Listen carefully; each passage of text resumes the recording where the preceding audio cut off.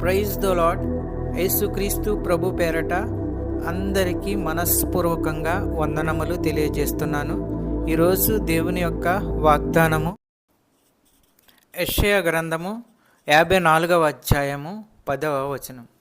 పర్వతములు తొలగిపోయినను, మెట్టలు తత్తరిల్లినను, నా కృప నిన్ను విడిచిపోదు. సమాధాన విషయమైన నా నిబంధన తొలగిపోదు అని నీ యందు జాలిపడు యెహోవా సెలవిచ్చుచున్నాడు. దేవుడు మనకు ఇస్తున్న ఈ యొక్క అద్భుతమైన వాగ్దానము మన జీవితాల్లో నెరవేరునుగాక. సహోదరి సహోదరుడా, దేవుని యొక్క కృప, ఆయన యొక్క కనికరము మన మీద ఎప్పటికీ ఉంటుంది. స్త్రీ తన గర్భమున పుట్టిన బిడ్డ మీద జాలి పడకుండా ఉంటుందా? తన చంటి పిల్లను మరిచిపోవటం జరుగుతుందా? మరిచిపోవటం అనేది జరగదు. ఒకవేళ అలాంటి వారు ఉండొచ్చేమో, కానీ నేను నిన్ను మరువనని ఆయన అంటున్నాడు. యెషయా 49:16 ప్రకారము, చూడుము, నా అరచేతుల మీదనే నిన్ను చెక్కి ఉన్నాను, నీ ప్రాకారము నిత్యము నా ఎదుట ఉన్నాయి.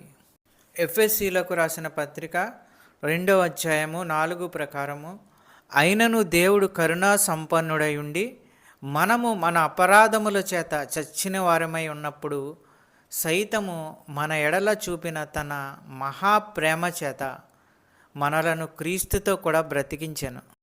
తీతుకు రాసిన పత్రిక 3వ అధ్యాయము 5వ వచనము, మనము నీతిని అనుసరించి చేసిన క్రియల మూలముగా గాక తన కనికరము చొప్పున పునర్జన్మ సంబంధమైన స్నానము ద్వారాను పరిశుద్ధాత్మ మనకు నూతన స్వభావము కలుగజేయట ద్వారాను మనలను రక్షించెను.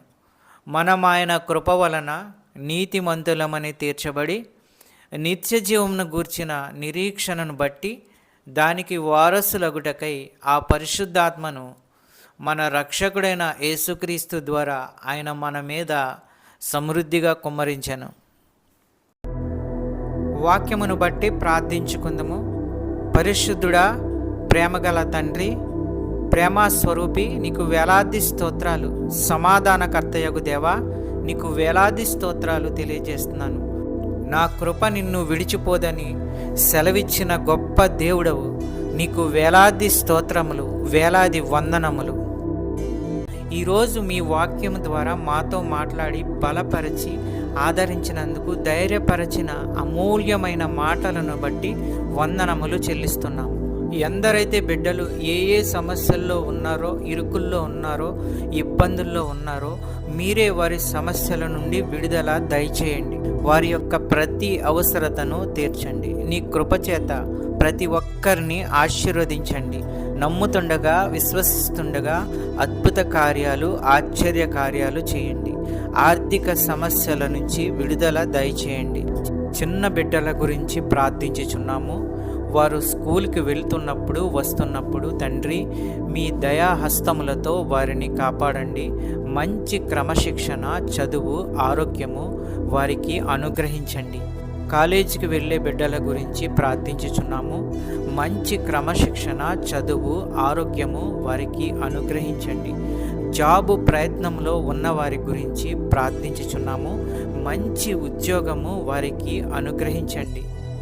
సంతానము లేని వారి గురించి ప్రార్థించుచున్నాము.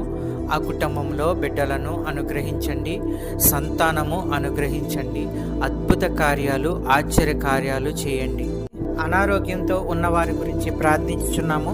వారికి ఉన్న ప్రతి అనారోగ్యాన్ని తీసివేయండి, బాగు చేయండి, మంచి ఆరోగ్యము కలిగించండి. ప్రతి విధమైన వ్యాధులు స్వస్థపరచండి. మంచి ఆరోగ్యము అనుగ్రహించి కుటుంబాలని కాపాడండి. ఈ వాక్యం చూస్తున్న బిడ్డలందరినీ ఆశీర్వదించండి. ఈ యొక్క ప్రార్థనలో ఏకీభవించిన బిడ్డలందరినీ ఆశీర్వదించండి. కుటుంబాలను ఆశీర్వదించండి, కాపాడండి.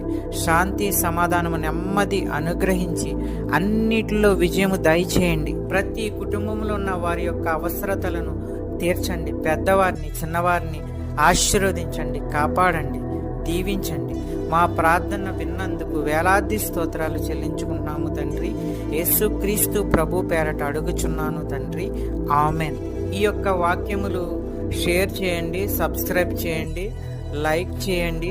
దేవుని సేవలో పాలిభాగస్తులు అవ్వండి. మీకు అందరికీ వందనాలు తెలియజేస్తున్నాను.